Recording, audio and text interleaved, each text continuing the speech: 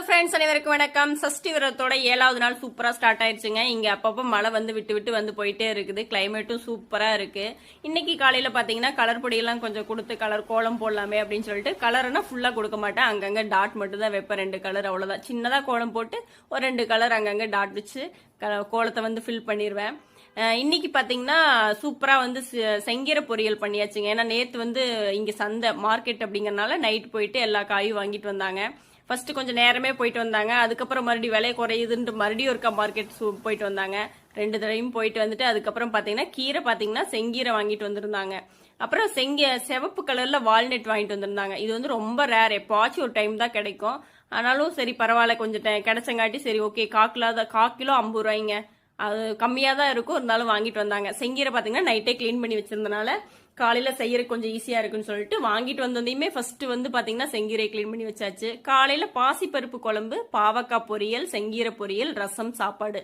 இன்னைக்கு பாத்தீங்கன்னா பாவக்காய் வந்து பசங்களுக்கு யாருக்குமே பிடிக்காதுங்க. இருந்தாலும் வேற வழி இல்ல, செய்ய வேண்டியது இருக்கு. ஏன்னா வீட்டுல அவருக்கு பாவக்காய் பிடிக்கும். அதனால சரி அவருக்காக பாவக்காய் வணக்கியாச்சு.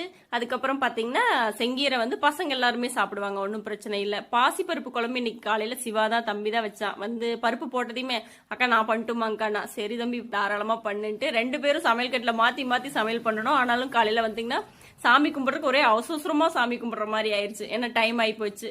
எப்படிதான் டைம் போச்சுனே தெரியல, டக்கு டக்குன்னு டைம் ஆன மாதிரி ஆயிருச்சு. அப்புறம் தம்பி வேகமா தெய்வம் போட்டு சூடத்தை காட்டி சாமி கும்பிட ஆரம்பிச்சிட்டான். சரி ஓகே, நீ சூடத்தை பத்த வச்சு சாமி கும்பிடு, பத்தியெல்லாம் நான் வந்து மறுபடியும் காட்டிக்கிறேன். ஏன்னா சாம்பிராணி பத்துறது ரொம்ப லேட் ஆகும், ஏன்னா அது உடனே பத்தாது. சரி உனக்கு டைம் ஆச்சு தம்பி, நீ சாமி கும்பிட்டு நீ வந்து போய் சாப்பிடு, நான் வந்து சாம்பிராணி வந்து பத்த வச்சுக்கிறேன் அப்படின்ட்டு சாம்பிராணி ரொம்ப நேரமா பிடிச்சிட்டே இருந்தாங்க. வாரத்துல ஒரு நாள் மட்டும் தேங்காய் தொட்டியில போடுவோம், மீதி நாள் பூரா அந்த கம்ப்யூட்டர் சாம்பிராணியே பத்த வச்சிருவோம். ஏன்னா சனிக்கிழமை மட்டும் எல்லாரும் சாமி கும்பிடுவோம் இல்லைங்களா, அதனால தேங்காய் தொட்டியில சாம்பிராணி போட்டு சாமி கும்பிடுவோம், வீடு ஃபுல்லா எல்லா பக்கம் காட்டிட்டு.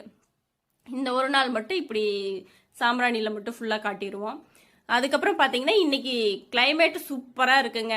அப்படியே வெயிலும் இல்லாம மழையும் இல்லாம சூப்பரா போயிட்டு இருக்குது. சாமி கும்பிடும் போது நம்மளுக்கு ஒரு எண்ணம் தோணும்ல, இந்த விஷயம் நல்லபடியா நடக்கணும், இந்த விஷயம் நல்லபடியா நடக்கணும் அப்படிங்கிற பல எண்ணங்கள் தோணிக்கிட்டே இருக்கும். ஆனா வந்து ஒரு விஷயம் என்னன்னு தெரியுங்களா, நிறைய கஷ்டங்கள் இருக்கும். விரதம் ஸ்டார்ட் பண்ணும் போதே நிறைய கஷ்டங்கள் வர்ற மாதிரி இருக்கும். அதுக்கப்புறம் அப்படியே ஒவ்வொரு நாளா போக போக போக போக உங்களுக்கு பாத்தீங்கன்னா எல்லா விதத்திலயும் ஒரு சந்தோஷத்தை கண்டிப்பா கொடுக்கும். சஷ்டி விரதம் இருந்து ஒரு விஷயத்தை அடுத்து நீங்க கால் வைக்கும் போது என்ன விஷயமா இருந்தாலும் சரிங்க, அது வந்து அப்படியே மழை போல இருந்தாலும் அப்படியே சூப்பரா அது வந்து நமக்கு சந்தோஷத்தை கொடுக்கும். ஓகே ஃப்ரெண்ட்ஸ், வீடியோ லைக் பண்ணுங்க. தேங்க்யூ.